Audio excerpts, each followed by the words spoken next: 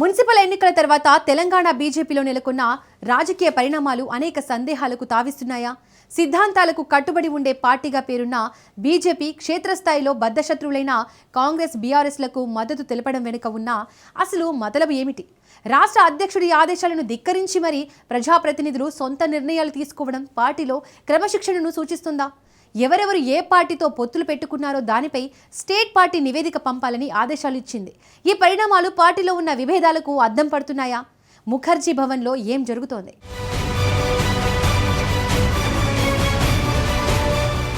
Telangana BJP నేతల తీరుపై అధిష్టానం ఆగ్రహం వ్యక్తం చేసింది. మున్సిపల్ ఎన్నికల్లో కాంగ్రెస్ బీఆర్ఎస్ తో బీజేపీ పొత్తు పెట్టుకోవడంపై మండిపడింది. రాష్ట్ర అధ్యక్షుని మాటలు లెక్క చేయకుండా పొత్తులు పెట్టుకోవడమేంటని నేతల తీరుపై అధిష్టానం ప్రశ్నించింది. రాష్ట్రంలో మున్సిపల్ చైర్మన్, వైస్ చైర్మన్ ఎన్నికల సందర్భంగా బీజేపీ నేతల తీరుపై ఆ పార్టీ కేంద్ర నాయకత్వం మండిపడింది. పార్టీ విధానాలకు తిలోదకాలిచ్చి స్థానిక అవసరాల పేరిట ప్రత్యర్థి పార్టీలతో చేతులు కలపడాన్ని ఢిల్లీ పెద్దలు సీరియస్ గా తీసుకున్నారు. పదవుల కోసం రాష్ట్ర నేతలు, ప్రజాప్రతినిధులు ఒక్కో మున్సిపాలిటీల్లో ఒక్కో రకంగా వ్యవహరించడం ఏంటని రాష్ట్ర నాయకత్వాన్ని ప్రశ్నించారు. ఎక్కడికక్కడ కాంగ్రెస్, బీఆర్ఎస్ పార్టీలకు మద్దతు పలకడం, వైస్ చైర్మన్ పదవులను పంచుకోవడం లాంటి పరిణామాలపై పూర్తి స్థాయి నివేదిక సమర్పించాలని బీజేపీ స్టేట్ చీఫ్ రామచంద్రరావును కేంద్ర నాయకత్వం ఆదేశించింది.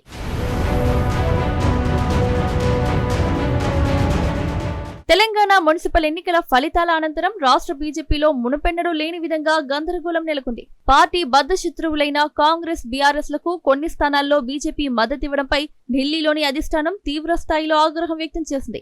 రాజకీయ సిద్ధాంతాలను పక్కన పెట్టి స్థానిక ప్రయోజనాల కోసం ఇతర పార్టీలతో చేతులు కలపడం పార్టీ ప్రతిష్టను దెబ్బతీసిందని హైకమాండ్ భావిస్తోంది. ఈ క్రమంలో అసలు ఏం జరిగిందో తెలుసుకోవడానికి పూర్తి స్థాయి నివేదికను ఇవ్వాలని రాష్ట్ర నాయకత్వాన్ని ఆదేశించింది. రాష్ట్ర అధ్యక్షుడి ప్రకటనకు క్షేత్రస్థాయికి పొంతనయ్యేది. మున్సిపల్ చైర్మన్, మేయర్ ఎన్నికల సమయంలో రాష్ట్ర అధ్యక్షుడు రామచంద్రరావు స్పష్టమైన ప్రకటన చేశారు.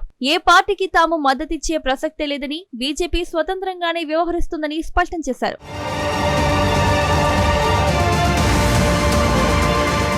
అయితే ఆచరణలో మాత్రం సీన్ రివర్స్ అయింది. అధ్యక్షుడి ఆదేశాలను తుంగలో తొక్కి పలుచోట్ల బీజేపీ కౌన్సిలర్లు, కార్పొరేటర్లు ఇతర పార్టీలకు ఓటు వేశారు. దీంతో రాష్ట్ర నాయకత్వం మాటలకు, క్షేత్రస్థాయి నేతల చేతలకు పొంతన లేకపోవడం గందరగోళానికి ప్రధాన కారణమైంది. ఎంపీలు, ఎమ్మెల్యేల సొంత నిర్ణయాలు, పార్టీ నిర్ణయాన్ని ధిక్కరించి ఇతర పార్టీలకు మద్దతు ప్రకటించారు. కొందరు ఎంపీలు, ఎమ్మెల్యేల వాదన మరోలా ఉంది. రాష్ట్ర నాయకత్వానికి ముందే సమాచారం ఇచ్చి వారి అనుమతితోనే స్థానిక సమీకరణాల దృష్ట్యా ఇతర పార్టీలకు మద్దతిచ్చామని వారు సమర్థించుకుంటున్నారు. ముఖ్యంగా ఎక్స్ అఫీషియో ఓట్ల విషయంలో కొందరు ఎంపీలు ఇతర పార్టీల అభ్యర్థులకు ఓటు వేయడం పార్టీలో చర్చనీయాంశంగా మారింది. ఇది కేవలం స్థానిక వ్యూహమా లేక రాష్ట్ర నేతలే వెనకుండి నడిపించారా అన్న అనుమానాలు వ్యక్తమవుతున్నాయి.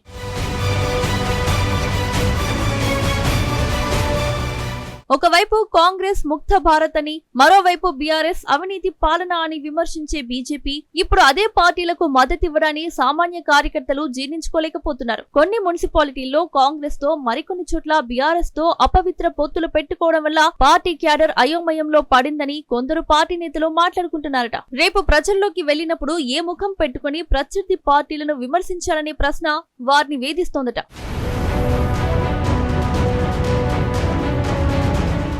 మున్సిపల్ ఎన్నికల ఫలితాలు బీజేపీకి ఆశించిన స్థాయిలో రాకపోవడమే కాకుండా ఉన్న అవకాశాలను కూడా గ్రూప్ రాజకీయాల వల్ల కోల్పోయినట్లు విశ్లేషకులు భావిస్తున్నారు. పార్టీలో వర్గాలు ఏర్పడటం, ఒకరి నిర్ణయాన్ని మరొకరు వ్యతిరేకించడం ఈ ఎన్నికల్లో స్పష్టంగా కనిపించింది. పటిష్టమైన క్యాడర్ ఉన్న చోట కూడా సమన్వయ లోపం వల్ల ఫలితాలు తారుమారయ్యాయి. ఈ గ్రూప్ తగాదాలే చివరకు ఇతర పార్టీలకు మద్దతిచ్చే స్థాయికి దారితీశాయన్న చర్చ జరుగుతోంది. ప్రస్తుత గందరగోళం చూస్తుంటే రాష్ట్ర బీజేపీలో పెనుమార్పులు వచ్చే సూచనలు కనిపిస్తున్నాయి. అధిష్టానం పిలిపించిన నివేదిక ఆధారంగా క్రమశిక్షణ ఉల్లంఘించిన వారిపై చర్యలు తీసుకునే అవకాశం ఉంటుందా లేదా అనేది తెలియాలంటే మరికొన్ని రోజులు వేచి చూడాల్సిందే.